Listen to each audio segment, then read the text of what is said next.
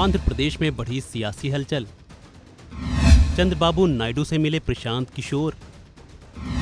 3 घंटे तक हुई बातचीत। एक तरफ जहां देश में लोकसभा चुनाव को लेकर सरगर्मी बढ़ गई है, तो वहीं आंध्र प्रदेश में भी विधानसभा चुनाव को लेकर हलचल तेज हो गई है। आंध्र प्रदेश विधानसभा चुनाव में अभी करीब 4 महीने का समय है, लेकिन राजनीतिक पार्टियों ने सियासी गठजोड़ और रणनीति को लेकर काम करना शुरू कर दिया है।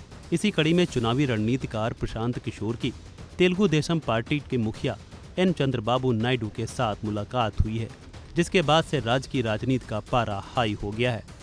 बताया जा रहा है कि 2024 के चुनाव में प्रशांत किशोर टीडीपी के लिए काम कर सकते हैं। पिछले चुनाव में उन्होंने वाईएसआर कांग्रेस पार्टी के लिए चुनावी रणनीति बनाई थी और जगन मोहन रेड्डी को राज्य की सत्ता पर काबिज किया था।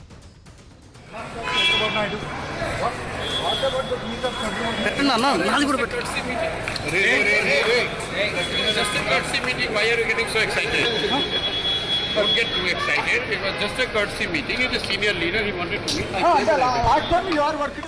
चुनावी रणनीतिकार प्रशांत किशोर भले ही इस मीटिंग को महज एक शिष्टाचार मुलाकात बता रहे हों, लेकिन प्रशांत किशोर की टीडीपी प्रमुख से मुलाकात को लेकर अब यह सवाल चल पड़ा है कि क्या वाकई में प्रशांत किशोर एन चंद्रबाबू नायडू को सत्ता में वापसी करा सकते हैं, क्योंकि इस समय टीडीपी की स्थिति राज्य में काफी कमजोर बताई जा रही है।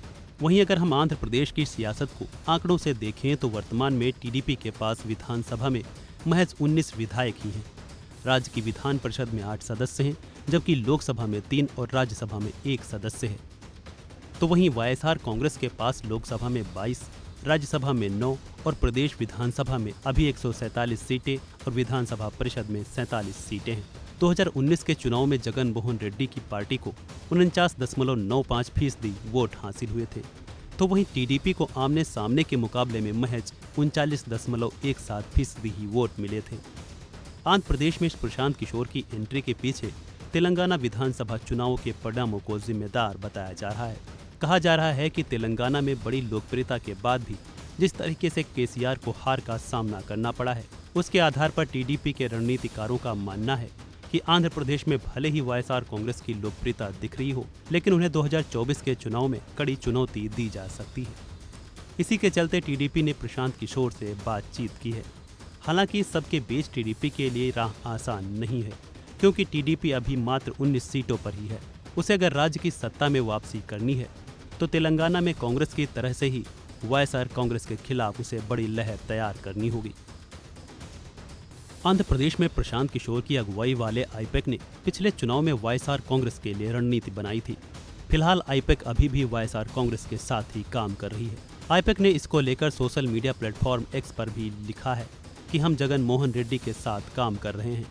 आंध्र प्रदेश के लोगों के अच्छे जीवन के लिए 2024 में अच्छी जीत के काम करते रहेंगे।